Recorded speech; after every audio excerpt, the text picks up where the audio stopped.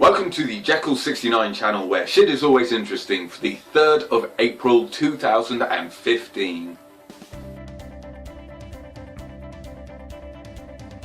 Right around the corner is the prestigious Webby Awards for the 19th annual consecutive year. For the last 3 years it has been hosted by Patton Oswalt. Unfortunately, he is not returning to the fray. Instead, stepping in for him is Hannibal Buress.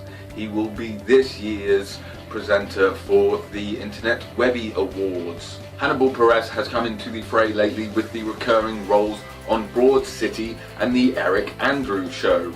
And Comedy Central has recently seen his talent and his comedic skills and given him a show of his own to be on the Comedy Central network.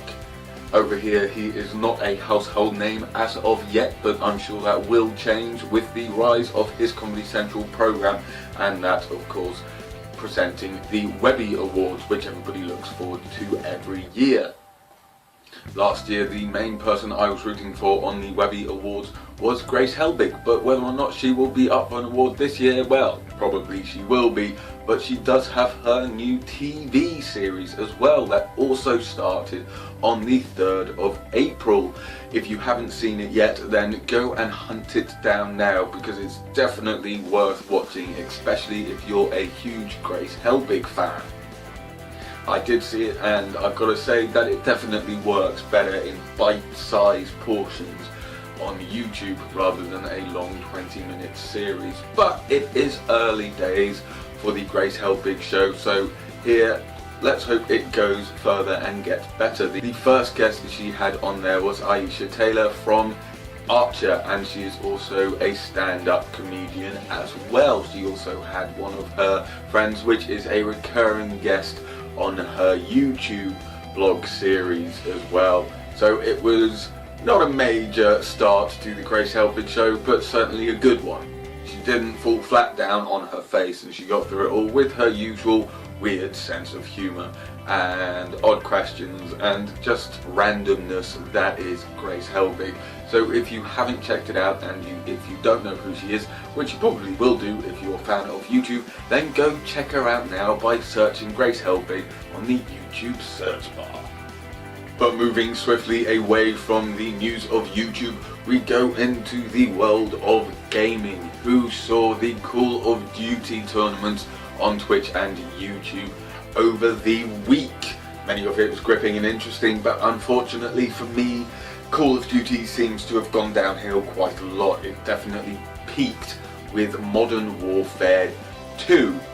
Many people thought the game was broken, but it was the first to really push the boundaries of first-person online gaming experience, the multiplayer experience and everything else. But since then the single players have kind of gone downhill. They've tried to do new things, but it's an arcade shooter, and they tried to make it more Battlefront, and they tried to make it more of a war simulator rather than a combat simulator, and they just seem to be screwing up left, right and centre. Ghost sucked. Advanced Warfare, not the best. Black Ops 2, no, not that good. I mean, the zombies was something different, but they just need to give the Call of Duty series a rest for a couple of years. Let the rest of the games get a bit old. Let the fucking fans beg and plead for another Call of Duty game. Take 3 or 4 years out and just develop the damn best Call of Duty game you possibly can, so when you do release a new one, you come back with a fresh face, something new, and it explodes again. Like it did with Modern Warfare 2, when you had all the people going around and actually rebuilding some of the stages, especially the training stage. You had the Call of Duty lot actually create the training stage so that you could go down there, win awards, get a good time, interact with players and everything like that, and I'm sure it still happens every year, and that's when it reached the height, and since then it's burst because of all the bad games it keeps making. So I did watch a little bit of the Call of Duty Championships 2015 via YouTube on their live stream.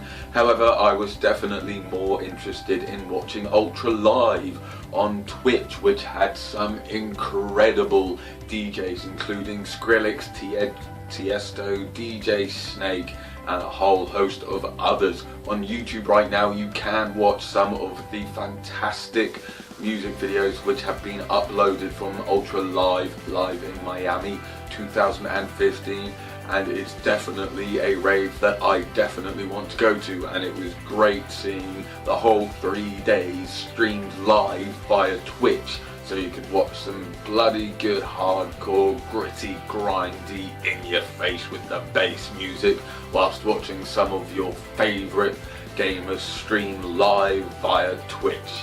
Could life get any better? We also have Grand Theft Auto being released for the PC at 60 frames per second. The graphics look amazing, it does look astonishing, and it looks something that many PC gamers will be splooshing all over the place about. It just looks amazing, but whether or not the game is any different to play, it will remain to be seen. Personally, I think it will be exactly the same, just like when they released it for the PlayStation 4 and the Xbox One.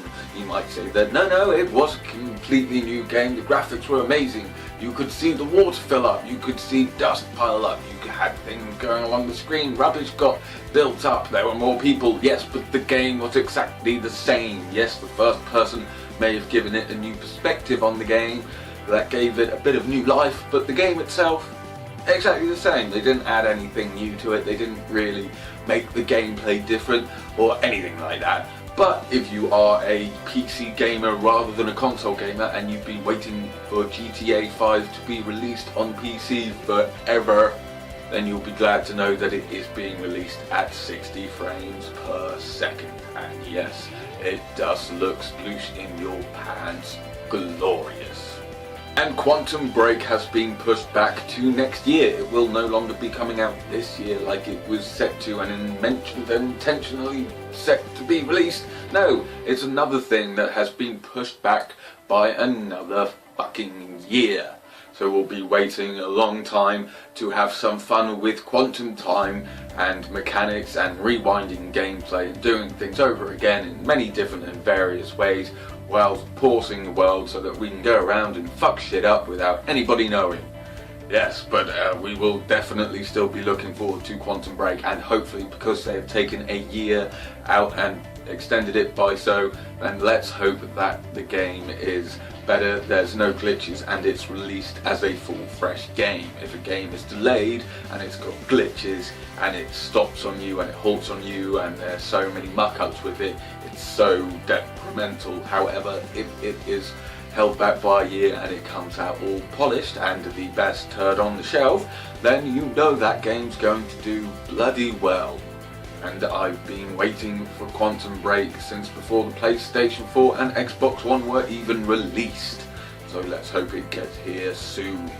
Another thing that has been held back by a year is Batman and Superman Dawn of Justice.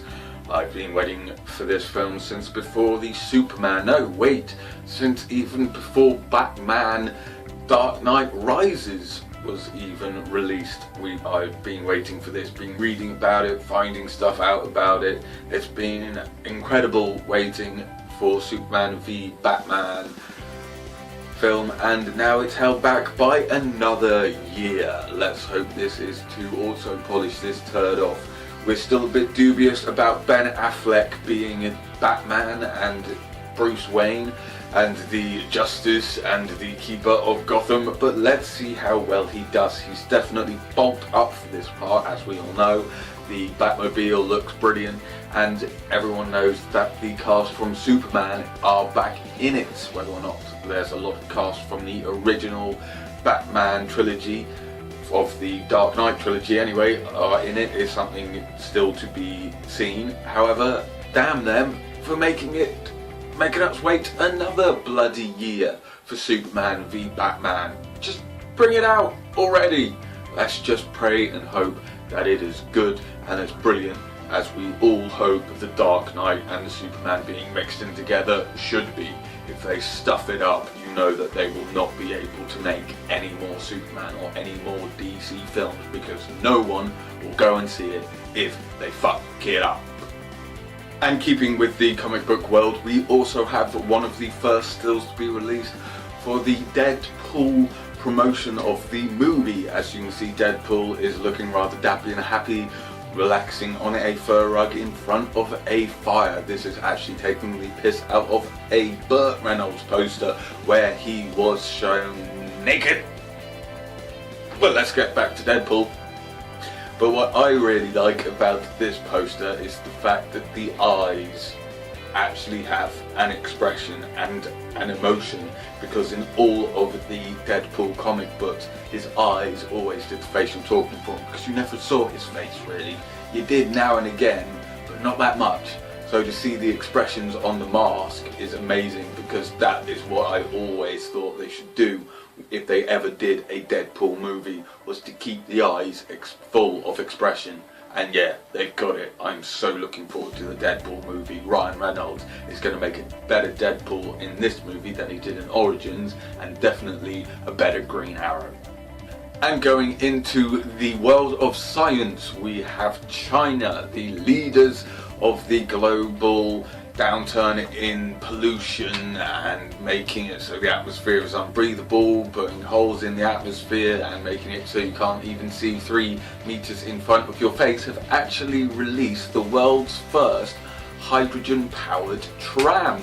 The only emissions it lets out is that of steam, pretty much, and it can travel as quick as any other tram. It's as safe as any other tram, and it looks just like any other tram. And over the last few years, China's really tried to make their country a greener place, a better place, trying to stamp out the carbon emissions, trying to get rid of all the toxic fumes, even by putting gardens on top of large flat houses and buildings and blocks that kind of look weird. It doesn't look real, but they are. And yeah, they really started to hit hard on the amount of emissions that are harmful for the atmosphere that they release, and having a hydrogen powered tram is definitely a step forward.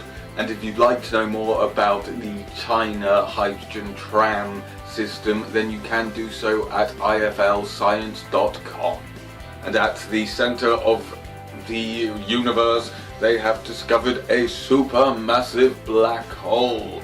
This is not just a song that Muse created. A black hole 21 times the size of our sun. That is what you call a bloody huge black hole. Astronomers using data from NASA's Hubble Space Telescope and ground observation have found a monster black hole inside one of the tiniest galaxies ever known. The black hole is 5 times the mass of the one at the center of our Milky Way galaxy. It is inside one of the densest galaxies known to date, the M60 UCD1 dwarf galaxy that crams 140 million stars within a diameter of about 300 light years, which is only 1 to the 500th of our galaxy's diameter. The black hole's mass was measured with the Hubble Space Telescope and the Gemini North 8-meter optical and infrared telescope on Hawaii's Mauna Kea to observe. So yeah, what the hell, man? That is a huge black hole, and as you've just heard, there is one at the center of the Milky Way, the galaxy in which we live, and it is making the galaxy rotate, and it is eventually going to suck everything into it. And then it will have nothing else to suck into it, so it's going to have to spit everything back out and life will restart all over again. But don't worry, it's not about to happen tomorrow, probably in a few quadrillion billion years. But to read more about that, check out the ScienceIFL.com website. We have also discovered the clusters of the oldest and rarest galaxies in the distant cosmos. So scientists are looking into how galaxy was created, and they can do so by looking back in time thanks to the amount of time it takes for light to travel from one far off distant galaxy to ours, into how our galaxy was created. I'm sure they're finding out some amazing and astonishing things right now, which will be coming out later this year in many scientific journals and papers, of which I will personally be looking forward to reading. So if you would like to know more about some of the oldest clusters of universal materials and matters, you can do so by also looking it up on the ScienceIFL.com website. And finally, to see us out on this week's episode of the Jeccles 69 show, where shit is always interesting, check out this amazing video, which you can find again at ScienceIFL.com, of the Aurora Borealis going over the northern hemisphere, filmed from a satellite. As you can see, it is truly astonishing to behold. So thank you very much for watching the Jeccles 69 channel, where shit is always interesting. Remember to share, like and subscribe to my channel for more interesting shit. Until next time, take care and keep smiling. This is the Jeccles 69 channel, where interesting shit happens every day. So remember to subscribe and comment to our channel for interesting shit to do with the world of technology, hits on Twitter, film reviews, my life with Android and Kickstarter. Thanks for watching, and remember to subscribe and comment, and until next time, keep your shit interesting.